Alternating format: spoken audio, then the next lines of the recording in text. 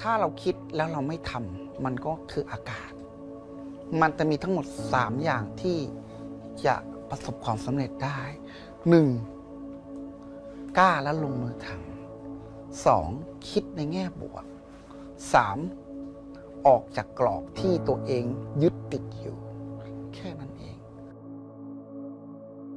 ชื่อเอกชัยวรรณแก้วนะครับเป็นวิทยากรนะครับสอนศิลปะแล้วก็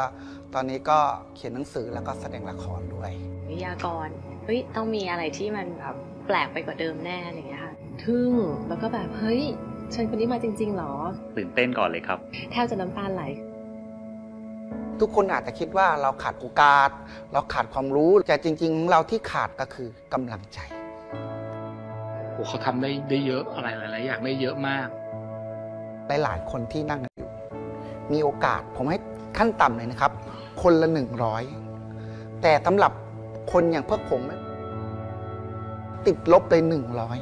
100สิ่งที่เขาแสดงให้เห็นคือแม้กระทั่งเขาไม่มีเหมือนที่เรามีแต่เขามีจิตใจที่แข็งแกร่งกว่าเราอีกเรามาทำกิจกรรมกันเขาให้ลองครั้งแรกก็คือให้เราเขียนด้วยมือซ้ายไม่ต้องสวยเอาแค่อ่านออกแล้วก็สุดๆของคุณที่คุณทำได้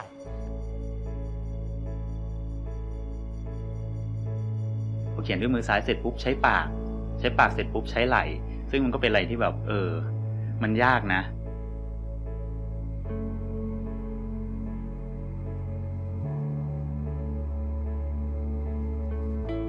วันนี้จะเป็นวันที่รู้สึกว่าอึดอัดที่สุดก็อยากจะเลิกนะแต่ก็เขียนต่อสิอีกเส้นหนึ่งอีกหน่อยหนึ่งถ้าทำในสิ่งที่ไม่ถนัดครั้งแรกมันก็จะรู้สึกว่าไม่อยากทำแต่ถึงจุดหนึ่งเนี่ยมันก็จะมีความรู้สึกว่าเราอยากจะเอาชนะอุปสรรคตรงนี้ไปให้ได้พอเราเห็นอะไรที่มันยากๆเรารู้สึกว่าเราทำไม่ได้แต่ถ้าเราลงมือทำเราทำได้ไหมครับมันก็ทำได้นะแต่ที่เราบอกว่ามันยากคือเราคิดเองทุกอย่างมันต้องผ่านอุปสรรคต้องผ่านร้อนผ่านหนาวถ้าคุณล้มแล้วคุณไม่ลุกมันก็คือล้มตลอดชีวิตแต่ถ้าคุณล้มลุกคลุกคลานแล้วคุณมายืนอยู่แล้วมีคนตบมือคุณเก่งว่ะนั่นเนี่ยเขาเรียกว่ายืนอย่างสง่างามผมจะมีโจทย์ให้คุณนะครับและคุณเขียนภาพตามจินตนาการคุณพี่เอกบอกว่าจะให้ทุกคนวาดรูปโดยที่วาดเป็นตัวผีเสื้อแล้ววาดเป็นตัวดักแด้สิ่งที่ผมคิดขึ้นมาก็เอาแหละคนที่ไม่ชอบวาดรูปจะทำยังไงดีวะเราก็ตายแล้วเจอต่ออะไรเราทำงานศิลปะวิชาศิลปะเป็นวิชาที่ไม่ชอบมาตั้งแต่เด็กตอนนี้รู้สึกเริ่มหนักใจแล้วครับคนที่ปีนเขาเอเวอเรสต์คนแรกเขาบอกว่า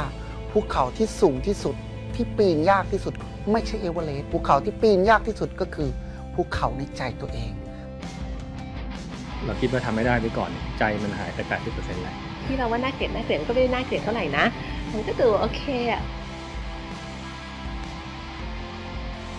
ถ้าเราใช้เวลาคิดกับมันโดยที่เรายังไม่ลงมือทำมันก็ยังอยู่ในหัวนะครับผมได้วาดรูปที่สวยที่สุดแล้วในความคิดของผมพอรูปนี้ผมไม่ได้ไปวาดเพื่อไปแข่งใครผมแข่งกับตัวเองคือวันนี้ผมเอาชนะตัวเองได้ถ้าเราไม่กล้าคิดไม่กล้าทำคุณก็เหมือนอยู่ในกรอบแต่คุณกล้าคิดกล้าทำกล้าออกมาจากกรอบของคุณเนี่ยคุณจะรู้ว่าเราก็ทำได้แต่ถ้าคุณคิดแล้วไม่ทำมันคืออากาศ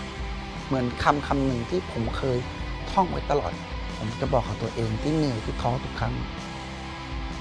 อย่าบอกตัวเองว่าทำไม่ได้เมื่อยังไม่ได้ทำทุกครั้งแล้วผมก็ได้ยืนทุกวันนี้ครับ